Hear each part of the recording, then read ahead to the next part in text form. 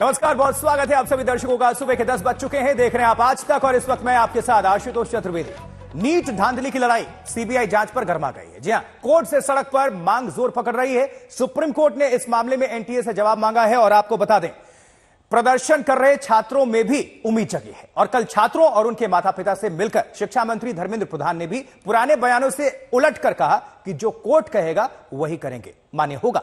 NEET में कथित धांधली की पटना और गोधरा फाइल मजबूत होती जा रही है। पटना में 12 आरोपियों की अब तक गिरफ्तारी हो चुकी है। अब दावा है कि आरोपियों से प्रश्न पत्र मिले की बात कबूल की गई है। वहीं गोधरा से भी कबूलनामे की बात सामने आ रही है। अब देखिए जरा, गोधरा में एक सेंटर के लिए 26 छात्रों पर 10-10 लाख रुपए देने का भी आरोप है। पटना में पेपर लीक हुआ, सवाल है। एक सेंटर से 6 टॉपर्स कैसे हो गए, बड़ा सवाल है। गलत प्रश्न पत्र बांट दिए गए, यह भी सवाल है।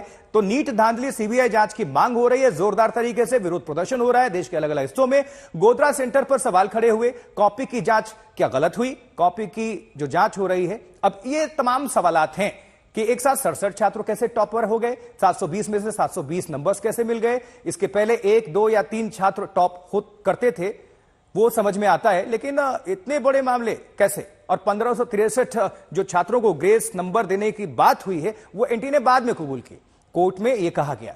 और फिर उसके बाद से सरकार का भी यही तर्क था। पहले शिक्षा मंत्री ने वही बात दोहरा दी जो एनटीए ने कहा कि कोई धांधली नहीं हुई, लेकिन सवाल फिर खड़े हुए कि जांच अभी पूरी हुई नहीं, जांच चल रही है, कई राज्यों में एफआईआर दर्ज की गई है, कई लोगों को गिरफ्तार किया गया है। तो फिर यह सब कुछ फेयर कैसे, यह स्टेटमेंट को लेकर विपक्ष ने भी घेरा। तो नीट नतीजों पर क्यों मची है खलबली, जरा समझिए। स्कोर कितना, पहले तो प्रश्न पत्र 720 अंक, अब 720 में से 720 मिल गए। 2021 में 3 टॉपर्स थे, 2022 में 0, 2023 में 2, और 2024 में ये टॉपर्स कितने हो जाते हैं बढ़कर, देखिए जरा आंकड़ों पर गौर करिए। 67 अब 700 में से 2021 में 130 हुए थे, 50 हुए 2022 में, 300 2023 में। ये सब तमाम डिटेल्स आपको हम दे रहे हैं।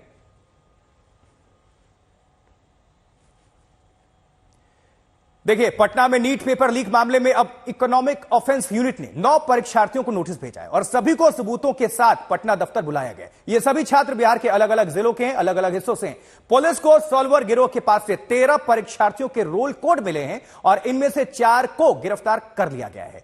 ईओयू ने एनटीए को इस बारे में चिट्ठी लिखकर सभी की जानकारी मांगी थी। अब एनटीए ने सभी 9 छात्रों के मोबाइल नंबर और पता भेजा है, उसके बाद सभी को नोटिस थमाया गया। तो ये बड़ी खबर, ब्रेकिंग न्यूज इस वक्त। पटना में नीट पेपर लीक मामले में अब ईओयू का एक्शन देखने को मिल रहा है इस भारी हंगामे के बाद।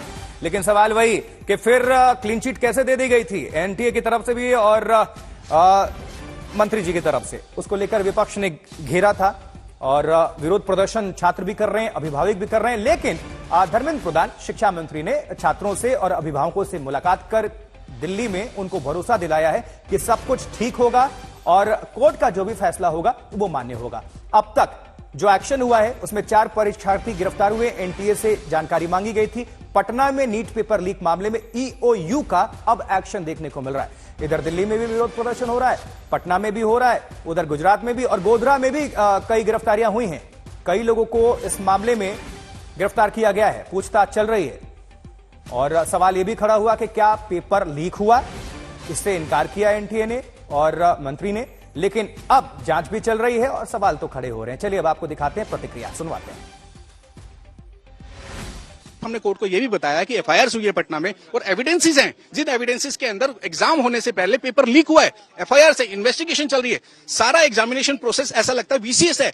ये हम सिर्फ डाउट पे नहीं कह रहे, हमारे पास एविडेंसेस हैं जो पब्लिक डोमेन में उपलब्ध हैं, उनसे ये पता लगता है कि पेपर लीक हुआ, इरेगुलरिटी हुई। और जो झज्जर वाला एग्जाम्पल है जहां पर 62 से 79 तक कैंडिडेट्स एक साथ बैठे थे और उन्होंने टॉप किया, ये अपने आप में बताता है कि पूरा एग्जामिनेशन वीसीएस है, इसमें इन्वेस्टिगेशन होनी चाहिए और एसआईटी का गठन होना चाहिए। ये रिक्वेस्ट हमने अपनी पिटीशन में की है, सबको इंसाफ मिलना चाहिए। इवन जो मेरे जो पेटिशनर है, क्लाइंट्स हैं आर्यन त्यागी, उनके 643 मार्क्स हैं, लेकिन उनकी जो रैंक है आज वही 38,000 के लगभग है। गुजरात का एक स्कूल है जय जलाराम स्कूल, जिस सेंटर पर वहां के सुपरिंटेंडेंट को, डिप्टी सुपरिंटेंडेंट को गिरफ्तार किया गया क्योंकि वहां पर उन लोगों ने बहुत सारी इरेगुलरिटीज की थी। तो ऐसा लगता है कि एक पिरामिड की तरह है जहां ऊपर से नीचे तक पूरा मामला। Yes sir. आपका अभी कितना रैंक है और अगर ग्रेस मार्क नहीं मिलते तो क्या रैंक होता?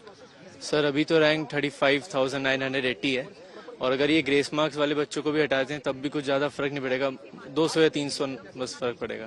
कि हजार किलोमीटर दूर से बच्चे पेपर देने हरियाणा में आए हैं, जहाँ 720 में 720 आया, मतलब वो बच्चे इतनी दूर क्यों आए हैं? अगर उनको वहीं अपने यहाँ सेंटर नहीं भर सकते थे क्या? वो 1000 किलोमीटर दूर पेपर देने क्यों आ रहा है? क्योंकि उनको कुछ ना कुछ तो वहाँ मिला होगा ना कि हमें यहाँ कुछ फायदा रहेगा, इसलिए तो वो 1000 किलोमीटर दूर चल के पेपर देने आए हैं ना। तो पटना से गोधरा तक इस पूरे मामले पर एक्शन देखने को मिल रहा है। अब चलिए इसको जरा समझते हैं और अपने दो सहयोगियों को जोड़ते हैं। अहमदाबाद से ब्रजेश दोषी हमारे संवाददाता जुड़ चुके हैं और पटना से आदित्य वैभव हमारे साथ जुड़े हुए हैं। पहले पटना में क्या हलचल है इसको लेकर हम समझ लेते हैं। आदित्य वैभव का रुख करते हैं। आदित्य, अभी तक क्या एक्शन है, क्या, क्योंकि ये जो खलबली मची है उसमें क्या सच्चाई, कितने सबूत मिले, कितनी गिरफ्तारियां हुई है, सब कुछ डिटेल आप दर्शकों के सामने रखें। जी बिल्कुल आशुतोष, जहां तक बात की जाए गिरफ्तारियों और सबूत की, तो पटना वो जगह है जहां नीट मामले में गिरफ्तारियां भी हुई हैं और प्रॉपर सबूत भी मिले हैं। आपको बताएं कि पटना वही जगह है जहां इस पूरे मामले पर सबसे पहली उंगली उठी थी और पहली अरेस्ट पटना में ही की गई थी। आपको बताएं कि यहाँ जिस तरह से क्रैकडाउन हुआ था, 4 अभ्यर्थी पकड़े गए थे, इसके अलावा 9 अभ्यर्थी जो और बाकी हैं उनके बारे में जानकारी ईओयू से साझा कर दी है एनटीए ने।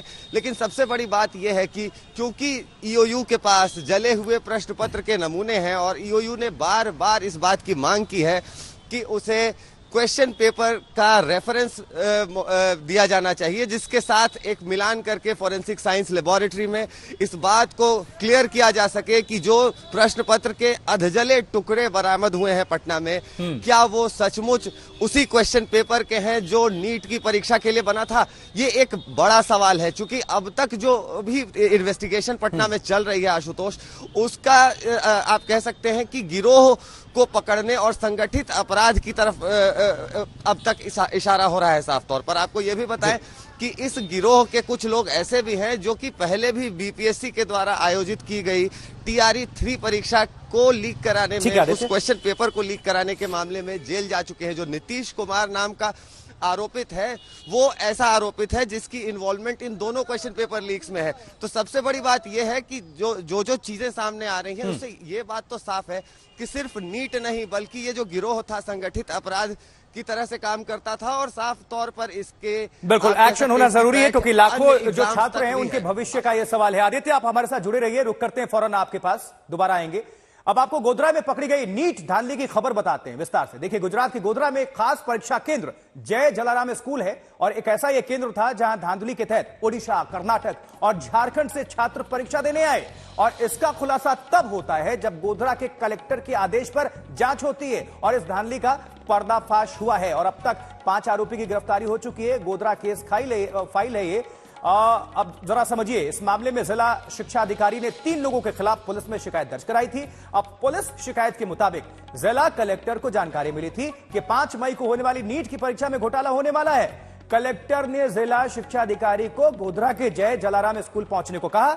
अब नीट की परीक्षा के दिन जिला शिक्षा अधिकारी ने स्कूल पहुंचकर डेप्यूटी सेंटर सुपरिटेंडेंट के मोबाइल की जांच की और फोन से मिले व्हाट्सएप चैट से पूरे मामले का भांडाफोड़ होता है। भूगोल के शिक्षक और सेंटर के डेप्यूटी तुषार भट्ट के मोबाइल से कुछ परीक्षार्थियों के नाम भी मिलते हैं। ये नाम परशुराम रॉय नाम के शख्स ने भेजे थे। कुल 16 नाम थे, जिनमें से कुछ के सामने कैंसिल लिखा हुआ था। तुषार भट्ट की पूछताछ की गई तो उसने कबूल किया कि परशुराम से उसकी डील हुई थी। उम्मीदवारों को अच्छे नंबर से पास करवाने के लिए 10 लाख रुपए तय हुए थे और छात्रों से कहा गया था कि उन्हें जितना आता हो उतने ही जवाब भरने हैं, बाकी सवाल खाली छोड़ने थे। उनकी ओएमआर शीट को तुषार भट्ट सील करने से पहले भर देगा।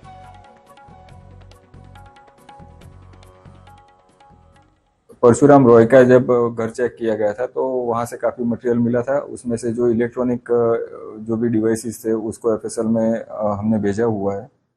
साथ में चेक्स भी काफी 8 ब्लैंक चेक्स मिले थे और दूसरे जो भरे हुए टोटल 2.30 करोड़ के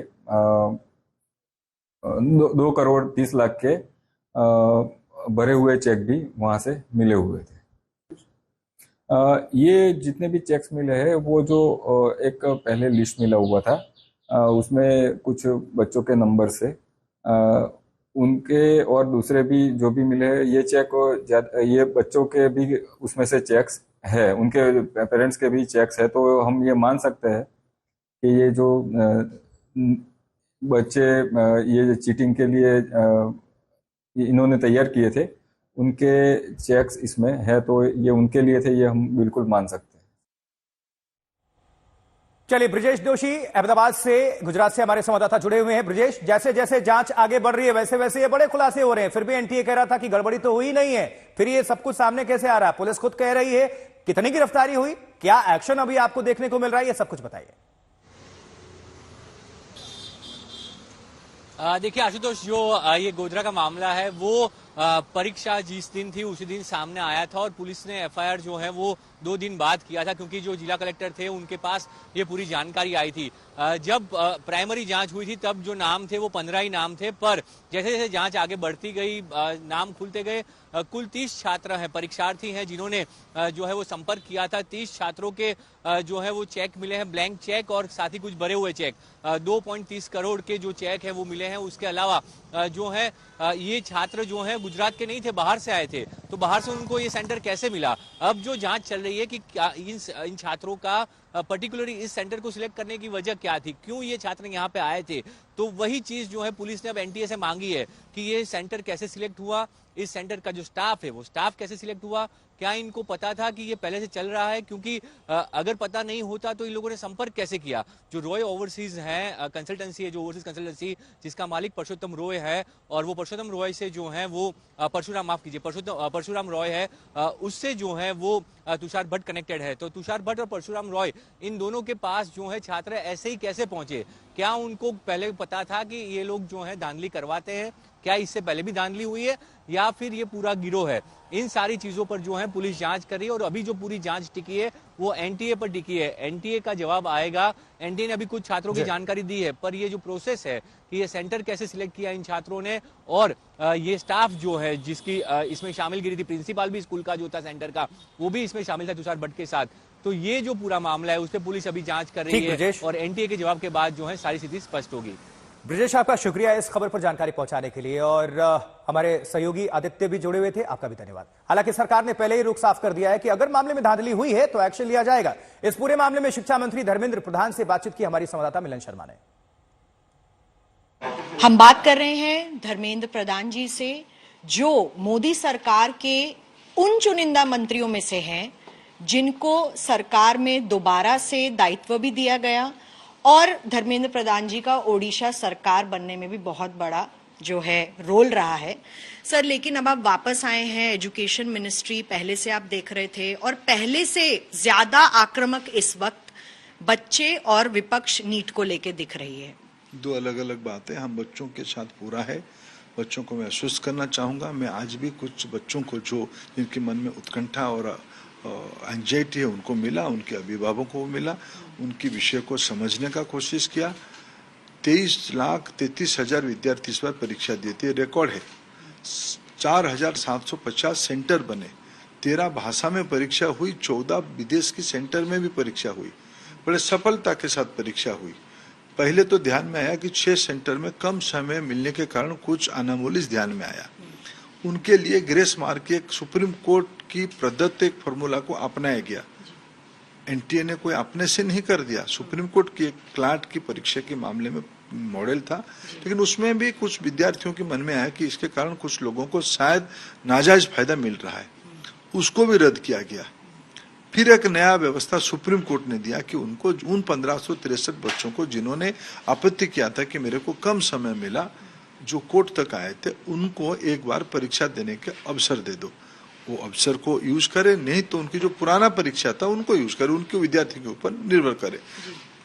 पुराने में रह सकते, नहीं तो चाहे तो परीक्षा दे सकते हैं, एक परीक्षा के नंबर गिना जाएगा, परीक्षा देंगे तब जाके नया नंबर को गिना जाएगा, नहीं तो पुराना नंबर है, ये उस विद्यार्थी के ऊपर छोड़ दिया गया है। ये सारे करने के बाद सुप्रीम कोर्ट ने एंडोर्स किया है उसको। हम पारदर्शिता के लिए प्रतिबद्ध हैं, उसमें मैं विद्यार्थियों को आश्वस्त करना चाहता हूं, सरकार उनके भविष्य के साथ कोई खिलवाड़ नहीं करेगी। सर, जो विपक्ष का आप पे लगातार आक्रमण हो रहा है, कुंठित हो गए ना, लगातार तीसरी बार हारने के कारण वो कुंठित हो गए हैं, इसलिए उनको अपना काम करने दो। हम तो विद्यार्थी और उनके अभिभावकों को आश्वस्त करना चाहते हैं, सरकार उनकी हितों के लिए ही है। ठीक है, बहुत बहुत धन्यवाद हमसे बात करने के लिए धर्मेंद्र प्रधान से, जिन्होंने सारे सवालों के जवाब लगभग दिए और आने वाले समय में भी जो बच्चों को जो दिक्कतें हो रही हैं उसको लेकर भी लगातार सरकार प्रतिबद्ध है। आलोक दास के साथ मिलन शर्मा, आज तक।